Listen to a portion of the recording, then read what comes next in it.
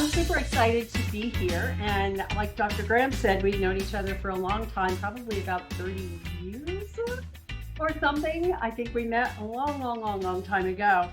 I am super excited to present this, and I know this might be different from what you're typically seeing on this show.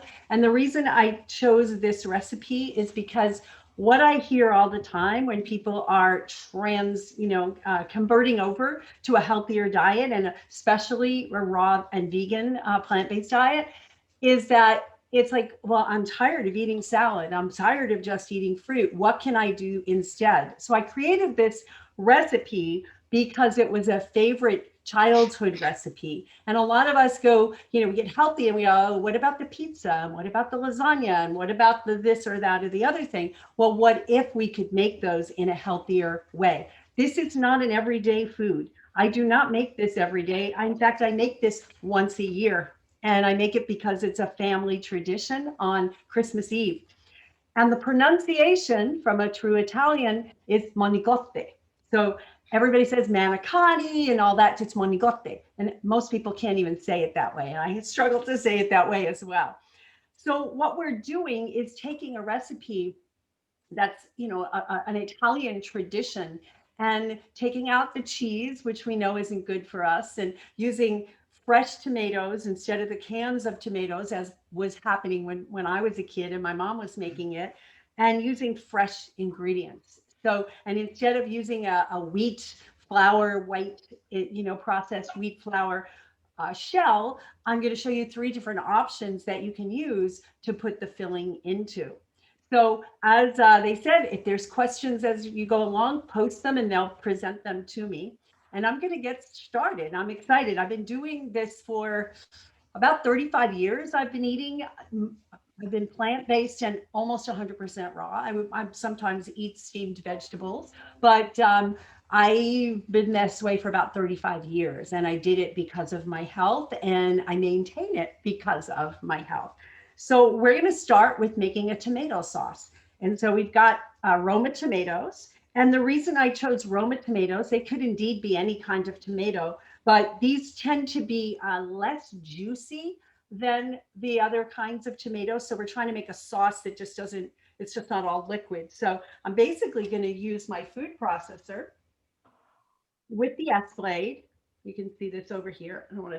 It's hard to take out, but with the S-blade and the food processor, and I'm going to cut the tomatoes. I usually cut them in fourths. Sometimes I get lazy and throw them in whole, and then it doesn't work all that well. So I'm just going to do this, and we'll just cut them real quick.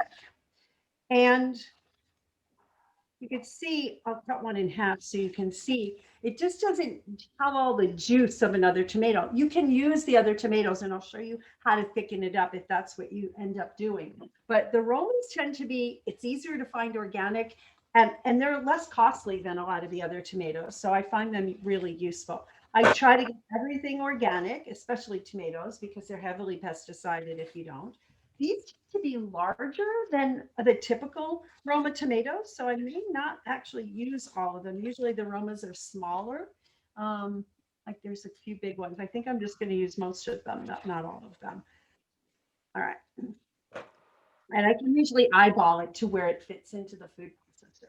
So we're going to throw them into the food processor, and we can just, I don't want to over process because then it turns really liquidy. But what I've got here is some just plain organic sun-dried tomatoes, no salt, no oil, nothing added to them. And I'm going to put a few of them in there. These tend to be tiny ones, so I'm just going to put a few of them in there, and then I'll see if I need more. And the reason for that is to thicken it up. Sometimes I'll use this if I don't have organic sun-dried tomatoes. Excuse me. And this is organic tomato powder, and it's just tomato powder, dehydrated tomato. And I'll use that to thicken it as well. So you can do it either way. So I'm going to turn on my food processor. So I added the, it said 10 Roma tomatoes. Since these were larger, I only used 7. You can use however much you want. we're only making this for there's two of us in this household. So whatever's left here, we get to eat. We don't have our kids here. So I'm going to make a little bit less than I might normally make on Christmas Eve. Okay. The top something.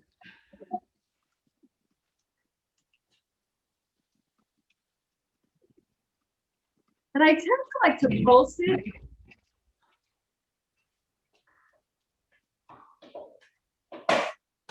just because I don't want it to get too liquidy. And that's actually a decent consistency, as you can see. And that was Roma tomatoes blended up. I'm gonna add a little bit,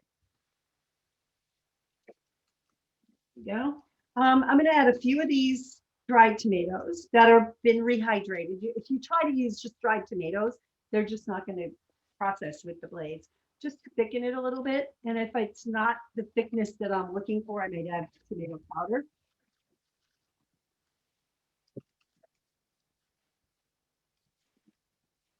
All right, so there's my tomato sauce. And I'm going to pour this, larger bowl than that. That's a little smaller than I'm going to pour that into a bowl. Actually, I can just put it off to the side. So that's the only thing. Oh, wait, let me add. Sorry. So seasoning wise, I like to put fresh basil. I like to use fresh herbs as much as possible. I was going to use fresh oregano from my garden, but we freeze this winter. And all of the herbs kind of died off and we didn't get a chance to replant them. So I went out there and there really wasn't any oregano out there. Same thing happened to our rosemary. So I'm just going to lightly poke that in.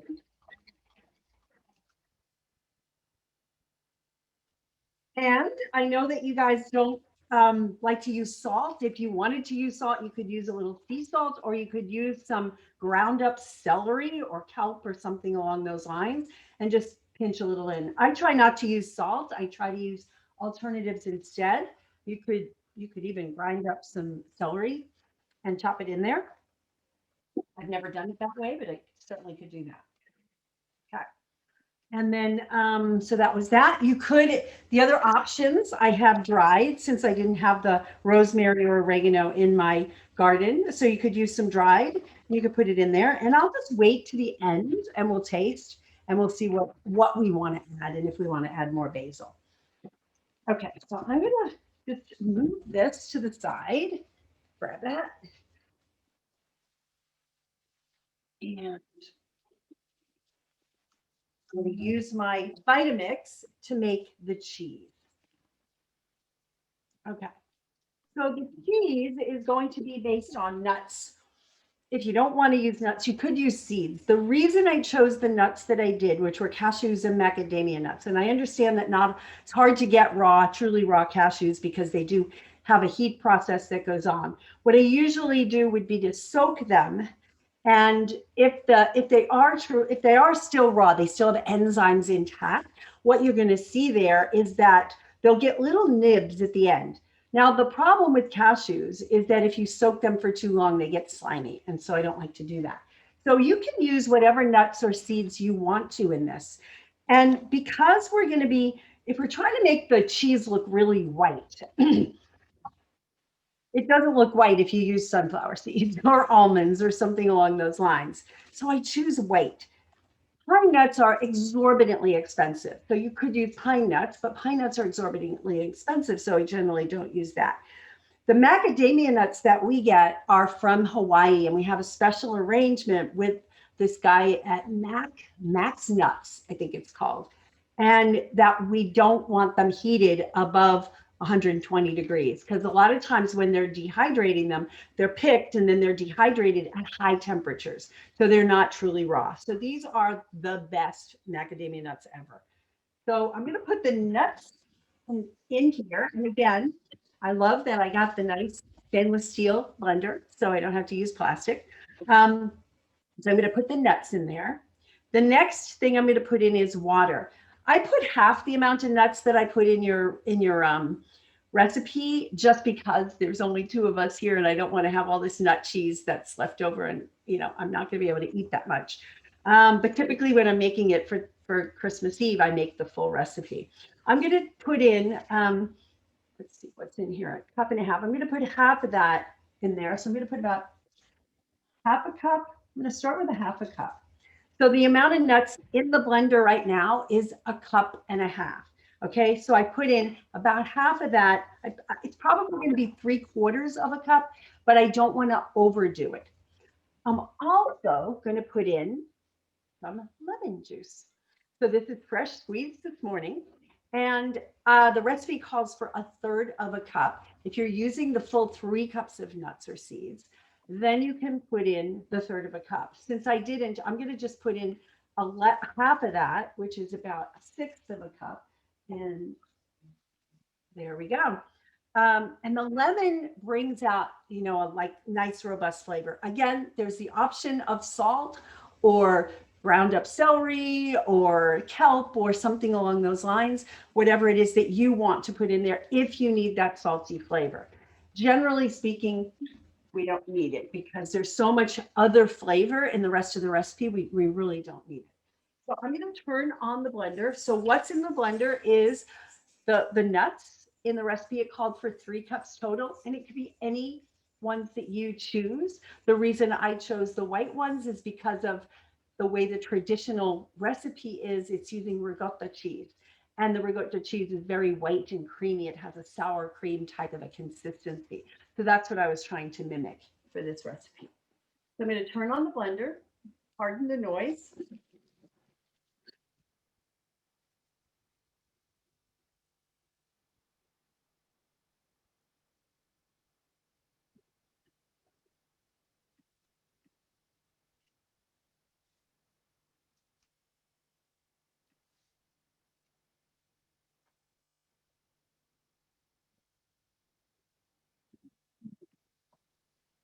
We're going to check to see if it's the consistency we want. And we'll hold that up so you can see. And it's a nice creamy consistency. Good. Can you see? All right. And it shouldn't be too loose, but it shouldn't be too solid. Could you grab me a spoon, please? Yeah. I'm going to show you how it would. All right. So that's about the consistency. It could be a little thicker if you wanted it to be.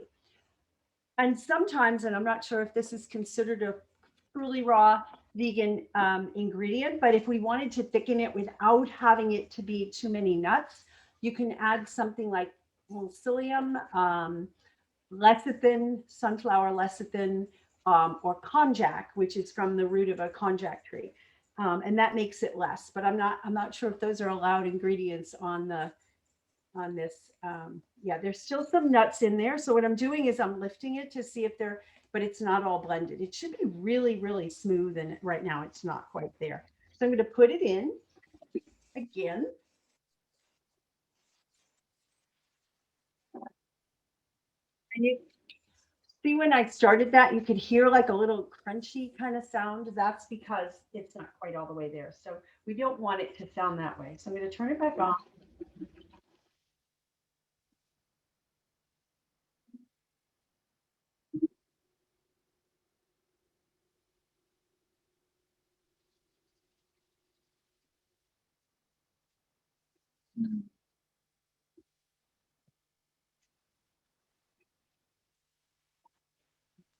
Yeah. Okay. And that seems to be ready. And that's what it looks like. I'll show you on the spoon. It's easier to hold that up. And see how it's not just dripping off? That's the right consistency. It's hanging, but it's not quite dripping. Okay. So put that off to the side. Um, and now we're ready to assemble. Oh, no, one more thing. So now we have greens. I try to put as much greens into every recipe I do. I even put them in dessert recipes because greens are loaded with all the antioxidants there's all kinds of minerals and vitamins, and I'm really a big fan of greens. So I'm going to show you how you can wilt the greens without having to cook them, which is why most people cook them. They like that nice wilted feel. So what I'm doing is I'm taking greens, and I don't really measure this. It's a couple of big handfuls, probably 4 cups of greens. This is a mixture. It's mostly arugula, but there's a little bit of spinach and a couple of others in there. Whatever your choice of greens are. A lot of folks don't like to do too much spinach because they've heard that, that it's high in oxalates, and oxalates can interfere with absorption of calcium and minerals and all kinds of things. So that I don't use a lot of spinach. I just still use spinach, but I use a lot of arugula. Arugula is a good one. I'm going to put a little bit of lemon juice, and we're going to use that to actually start to break down this wall. And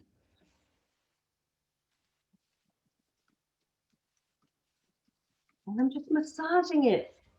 You see? Massaging it. If you've never done this before, it almost feels like a miracle the way it just breaks down and it becomes really soft, and it also works your arms. It works your forearms and your biceps as you squeeze, and you just squeeze. And you can see how much there was to start and how little there is when we finish. So I'm going to keep doing this just a little longer, because what we're going to do is we're going to mix the greens in with the cheese. Now, usually when I serve this, we're going to serve this along with a big salad, big salad.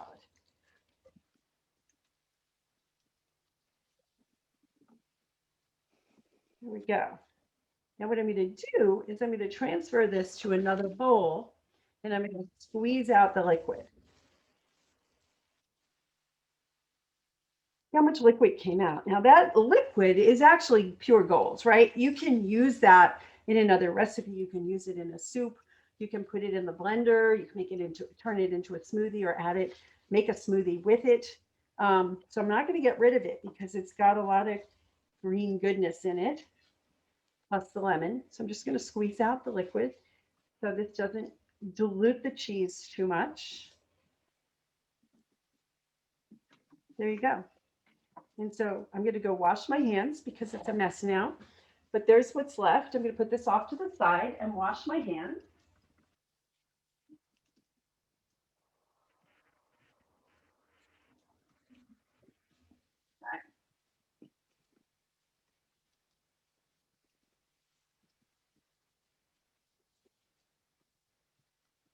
All right. So see how that big bowl of greens turned into this little bowl of greens, and we're going to use this really well. If you feel like you want to cut it, make it smaller, easy thing to do, put it on your cutting board and then just cut, because we're going to stir this into the cheese.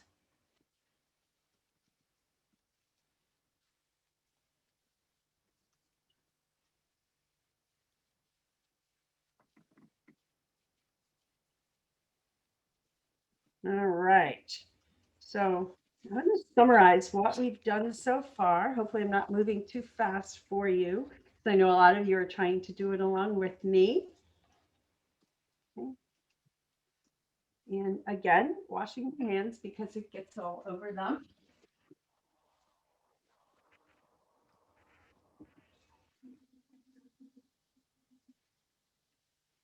Right. And then grab me a clean cutting board, a small one. Yeah, perfect. So I have these little mini cutting boards made of bamboo that we're going to use to do our rolling. So we've got our ingredients. We've got all of our ingredients out. I'm going to get the tomatoes off to the side. And I've got my tomato sauce, I've got my cheese, and I've got my greens. So what I'm going to do is take this pan, right? Um, Looks like a baking pan. We're not going to bake it. And I'm going to take my tomato sauce.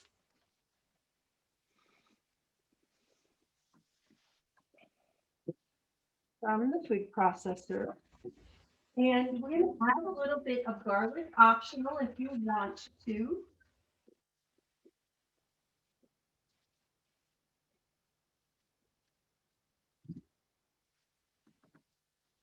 So what I'm going to do is taste it. I'm going to put a little in here.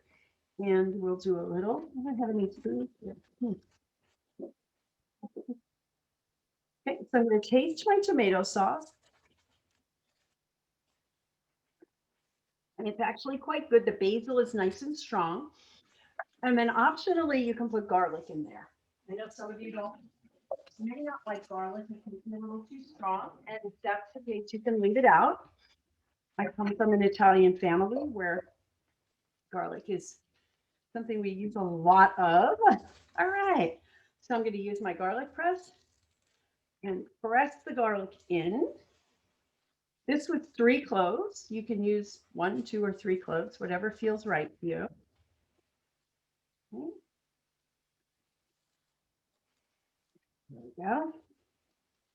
And I'm going to do this. There we go. Ah, good. A good amount of garlic. And I'm going to stir it. And then if you are you haven't weaned yourself off of salt and you need salt, you can always, like I said, add some kelp. You can add some other things. If you really like that flavor of all the Italian seasonings, you can put in a little Italian seasoning, which gives it a robust flavor. When you have the right herbs and the right flavors in there, the salt, it's really not necessary. Okay. I'm going to put a little bit of oregano. I'm very disappointed that I don't have oregano growing out in my garden anymore. We are not used to freezing weather here in Texas. And I know when they introduced me, they said we're coming from hot and sunny Texas. We've been in a cool and a rainy spell for a while here. So we're waiting for that hot weather to come back our way. So again, I'll go back and I'll just taste a little bit.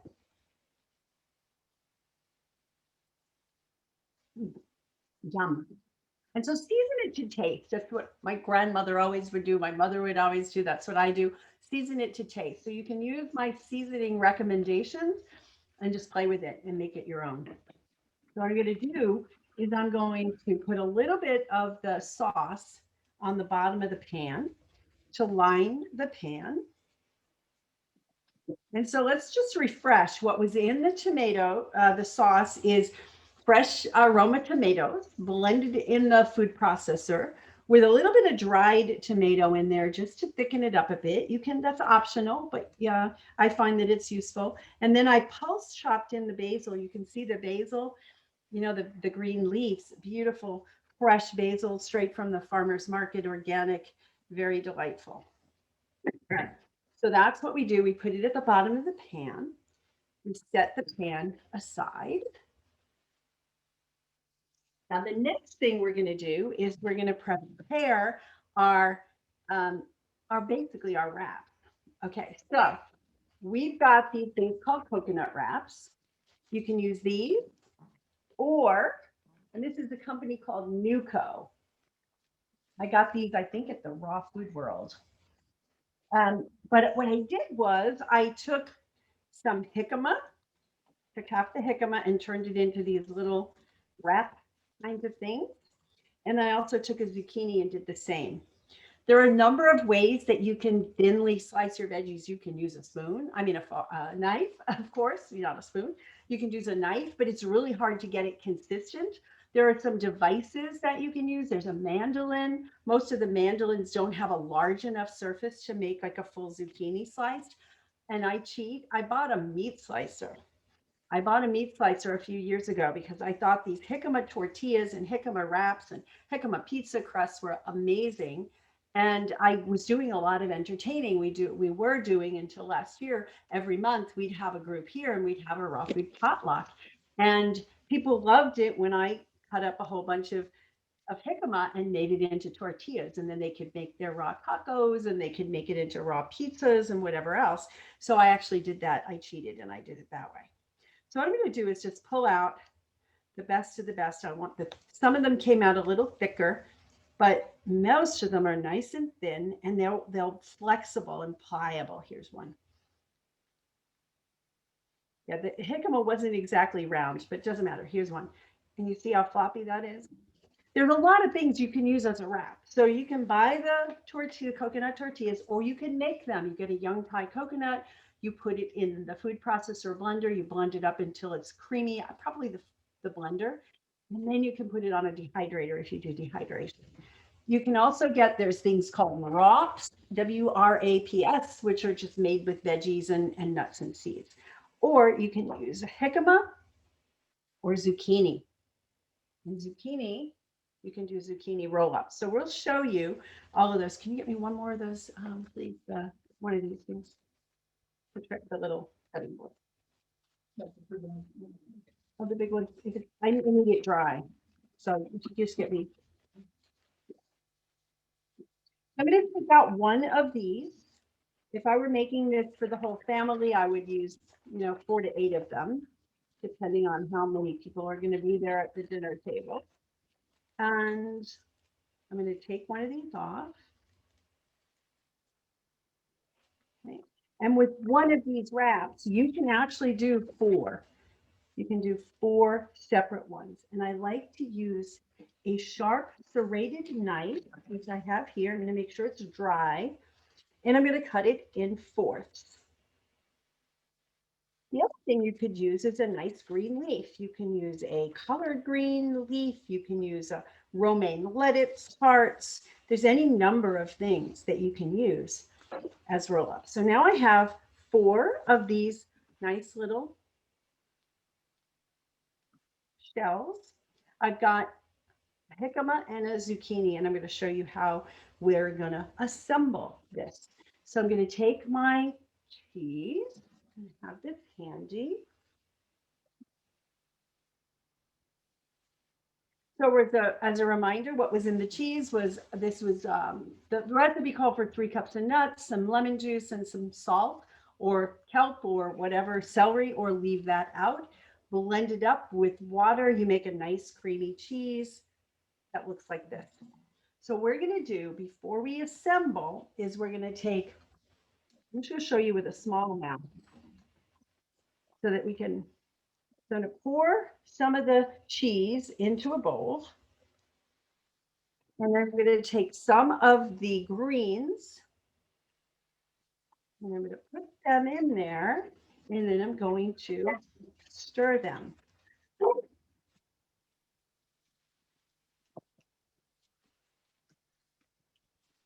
All right.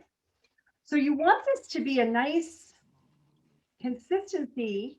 You don't want it to look green, especially if you're serving people who are not already indoctrinated as to the value of a whole food, plant-based, raw lifestyle.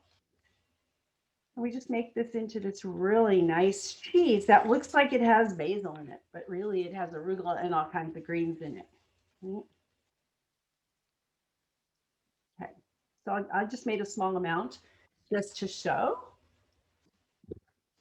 And again, proportions for that can be totally up to you, right? How thick do you want it? You can taste it. You can add some seasonings to it if you wanted to add some fresh basil, if you wanted to add some Italian seasonings. You can really play with this and make it your own, So I'm going to show you this really cool device I got, and I'll show you how I use it with other things. These were actually cannoli molds that I found on Amazon. So this is a cylinder and this is a kind of a cone shape. So I'll show you how I do it with the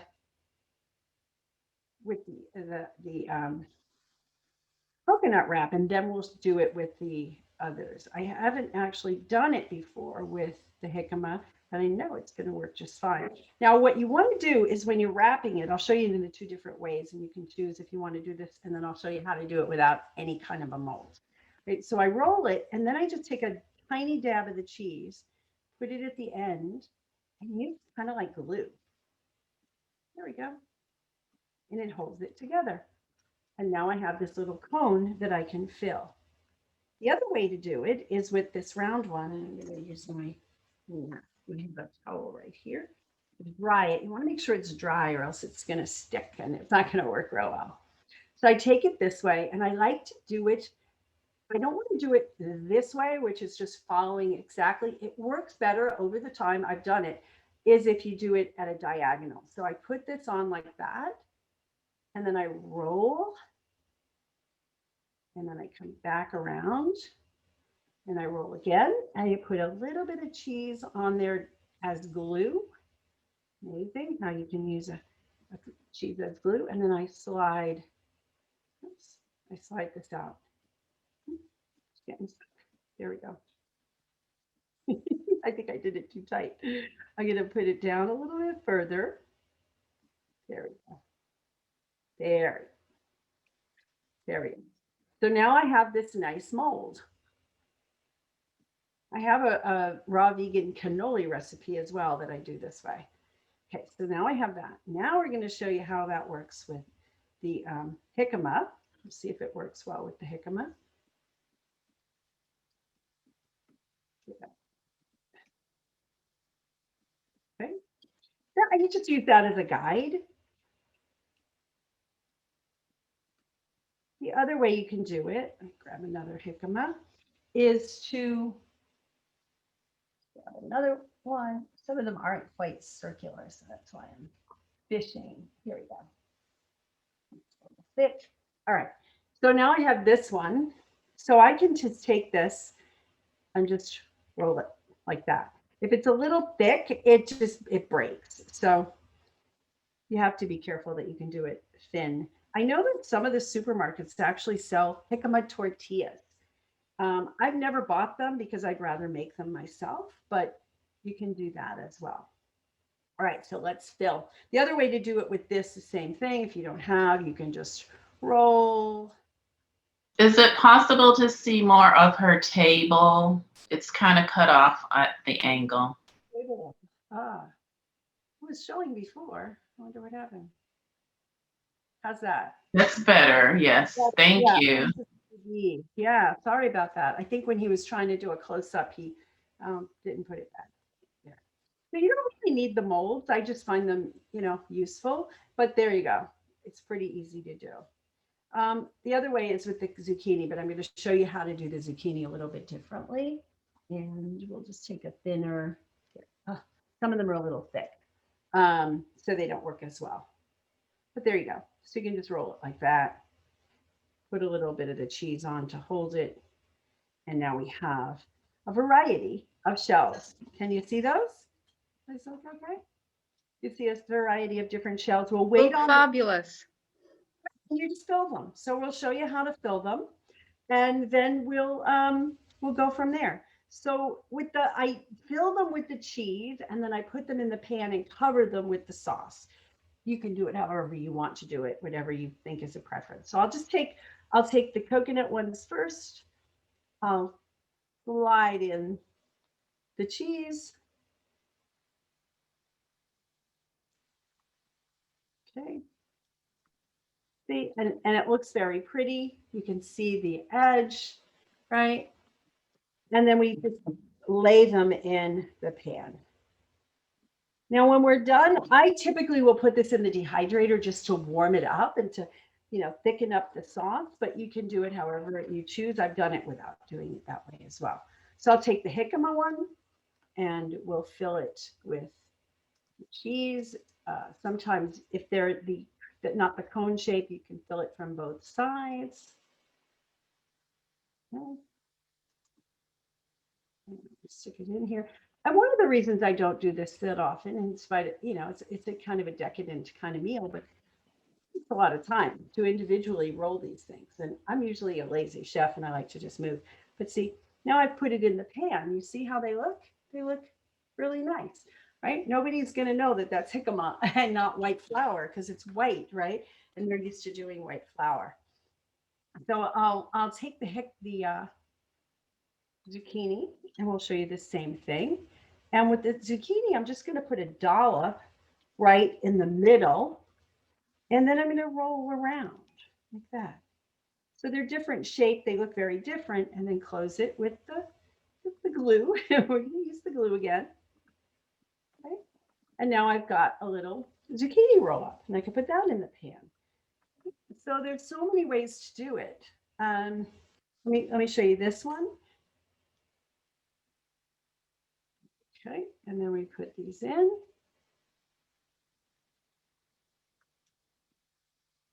All right. Sometimes it might help to have either the edge of a spoon or something like this, which is a spatula that is flat.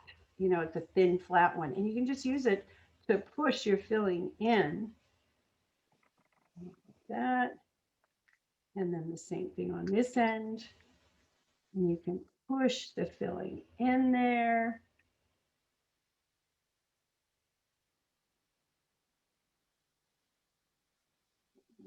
A little bit more here. Okay. And then now we have a nice one. And we can put that in there.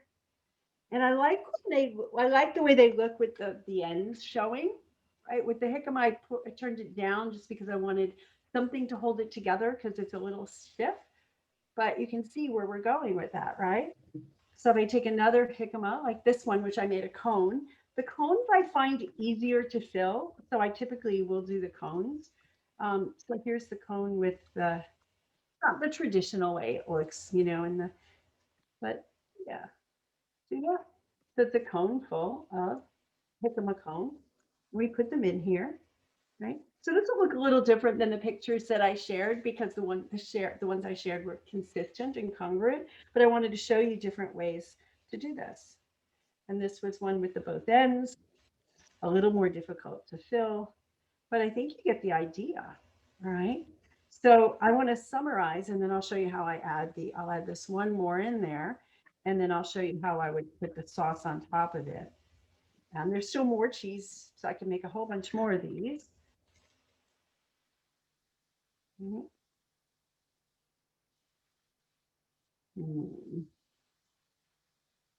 Right, and I ran out of my filling. So what I do is I go back to my blender and I scoop out some more of the cheese. And I could have started with a bigger bowl, but I wanted to give you guys an idea of how this works without having to have it lost in a huge bowl. So there. And we put our greens in there.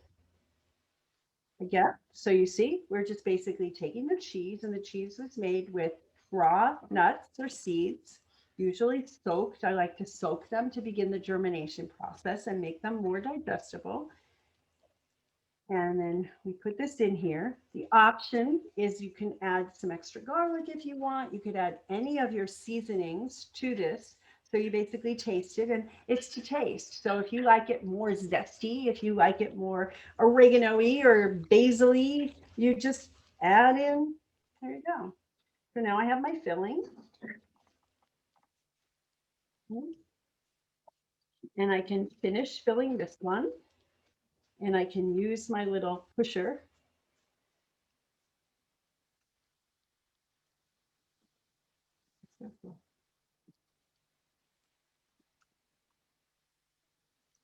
We'll fill it up. Fill it from both ends. Yeah. And we'll push it in there.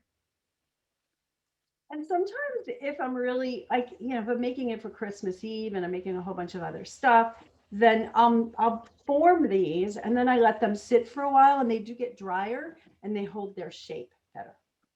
So there's one, put that in. And now I've got a variety of really cool looking wraps, basically, you know, the raw vegan version of Manicotti. Much healthier than what we used to eat for Christmas Eve, let me tell you. That had cans of tomatoes. Most of those generally have sugar in them. So, you know, it's not the best.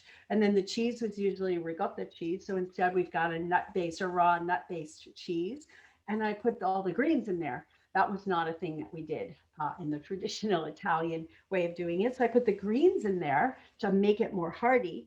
I made the tomato sauce fresh. The tomato sauce was Roma tomatoes with some basil, fresh basil, and garlic and Italian seasoning if you wish, and you can season to taste. And then if I take where's my over here? So Ritamarie, would you take a picture of those shapes before you put the sauce on? Yes. Did you take a picture? Yeah. Take one more.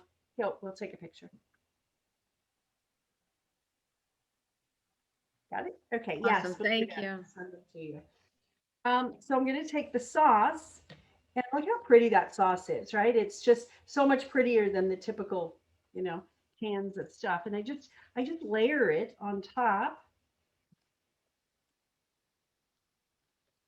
And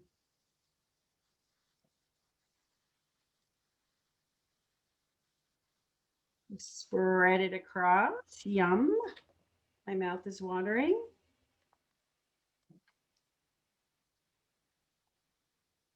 And then we put this on top. It didn't quite fill the pan, so there's an empty space there. I'll add one more. Grab another jicama. Yeah, I'll grab another jicama, and I'll roll it. And the other way you could do it is to just put your filling down on the jicama or the other, for example, the coconut, and then just roll it like that. So I have another one, and it fills that empty space beautifully. I'll go ahead and put some sauce over it. And there we go. And there you have it. Beautiful. That is so delicious looking. Creative and yes, healthy. Well, thank you, Ritamarie. That was a very nice interpretation of the Italian healthy food, right? Healthy Italian food. Now, the other thing with these ingredients, you can just, the sky's the limit. You can use these same ingredients and make a pizza. So, for example, if you took one of these jicamas and you layered it with some of the cheese, and then I would usually put on some veggies.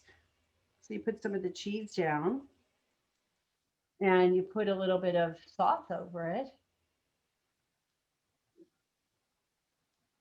Now we have a little pizza. Wow. So it's the sky's the limit once you have these ingredients of what you can make with it. You can make lasagna. You can take a lot of these zucchinis, and I'll layer them in the pan with the cheese and with the sauce. And oftentimes I'll add some extra veggies to that as well. And then we have a lasagna. So sky's the limit on what you can make when you're using full fresh ingredients.